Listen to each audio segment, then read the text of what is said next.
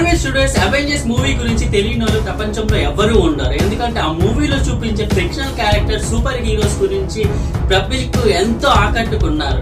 అయితే ఆ తర్వాత ఇన్ని సంవత్సరాలు అయినా కూడా ఆ మూవీ కోసం వెయిట్ చేస్తూనే ఉంటారు. అయితే మార్వెల్ స్టూడియో యొక్క చరిత్ర ఏంటంటే ఒకానొక సమయంలో మార్వెల్ స్టూడియో యొక్క ఫైనాన్షియల్ సిచ్యువేషన్ ఎలా ఉందంటే మార్వెల్ స్టూడియోస్ కి చెందిన సూపర్ హీరోస్ ని కూడా అమ్ముకునే స్థాయికి వచ్చిందనమాట. ఆ తర్వాత అప్పటి నుంచి ఇప్పటి వరకు ప్రపంచంలోనే one and only best studios గా మార్వెల్ స్టూడియోస్ అయితే నిల్చుందనమాట. అయితే 2008లో ఇంట్రడ్యూస్ అయిన ఐరన్ మ్యాన్ మూవీ నుంచి ఇప్పటి వరకు ఎంతో విజయాన్ని ఆకట్టుకుంది మార్వెల్ స్టూడియోస్.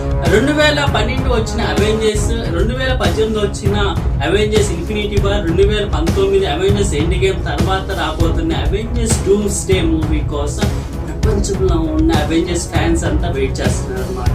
అయితే ఈ సంవత్సరం Avengers doomsday and next year కూడా వెంటనే అవెంజర్స్ ద సీక్రెట్ వార్స్ అనేది రిలీజ్ కాబోతుంది.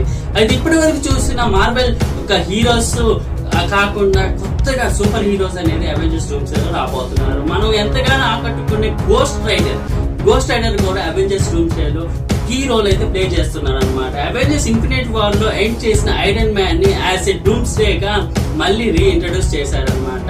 అంతేకాదు సూపర్ హీరో అయిన కెప్టెన్ అమెరికా స్టీవ్ రోజర్స్ కూడా మళ్ళీ బ్యాక్ చేయడం జరిగింది. 2019 అవెంజర్స్ ఎండ్ గేమ్ లో స్టీవ్ రోజర్స్ ఆ కాలంలో నుంచి వెనక్కి వెళ్ళి తిరిగి వచ్చాక వృద్ధాప్యంగా ఉంటాడనమాట. అయితే ఆ తర్వాత వచ్చిన అవెంజర్స్ మూవీస్ ఒక్కసారిగా మళ్ళీ డౌన్ ఫాల్ అవ్వడం జరిగింది. దీంతో రాబర్ట్ జాన్ ని మళ్ళీ వెంటనే తీసుకురావడం జరిగింది అండ్ స్టీవ్ రోజర్స్ ని కూడా మళ్ళీ రీఇంట్రడ్యూస్ చేస్తున్నారని అఫీషియల్ అనౌన్స్మెంట్ వచ్చింది. అంతేకాకుండా కొత్త సూపర్ హీరోస్ అనేది ఇంట్రడ్యూస్ అవుతున్నారు.